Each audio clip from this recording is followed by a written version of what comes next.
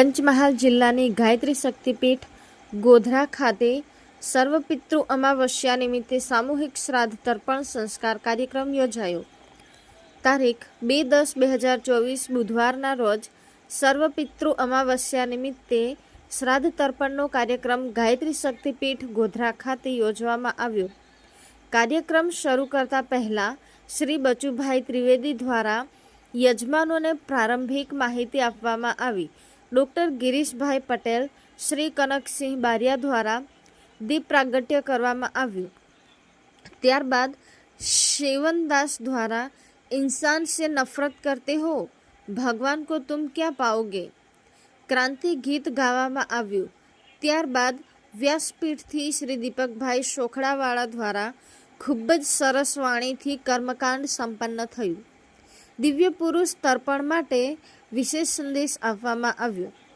ઉપરાંત ભ્રૂણ હત્યા બંધ થાય તે માટે વિશેષ સમજણ આપવામાં આવી. 125 યજમાનોએ તર્પણમાં ભાગીદારી નોંધાવી.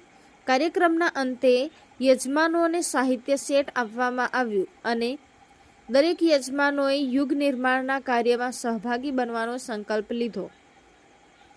એક નોંધ લેવા જેવી બાબત છે કે છેલ્લા 24 વર્ષથી સતત લોક કલ્યાણના ઉદ્દેશ્યથી નિઃશુલ્ક સામૂહિક તર્પણ સંસ્કાર ગાયત્રી પરિવાર ગોધરા દ્વારા કરવામાં આવે છે. કાર્યક્રમ સફળ બનાવવા માટે ગોધરા ગાયત્રી પરિવારના ભાઈ બહેનોનો સરાહનીય સહયોગ રહ્યો હતો.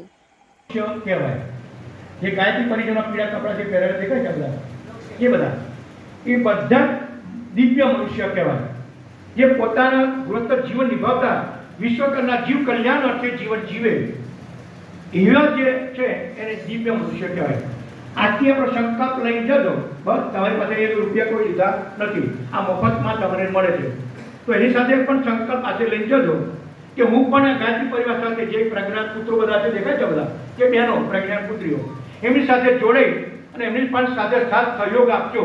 આપણે પણ લોક કલ્યાણના એમની સાથે થોડું જે આપણને આવડે છે જેટલું સહી જે ધનથી કરી શકે, સમયથી કરી શકે, તમને જે દાન દક્ષિણા છે, સમય દાન કરી શકાય, ધનનું દાન કરી શકાય, તમે જે પણ અથાયોગ્ય તમને ભગવાને જે કંઈ આપ્યું હોય જ્ઞાન, સચી પુનરાભ્યામ, સચી એટલે કળા, તમને જે પ્રકારની કળા ભગવાન આવી અનેક પ્રકારની કળાથી આપણે ધન કમાઈએ છીએ.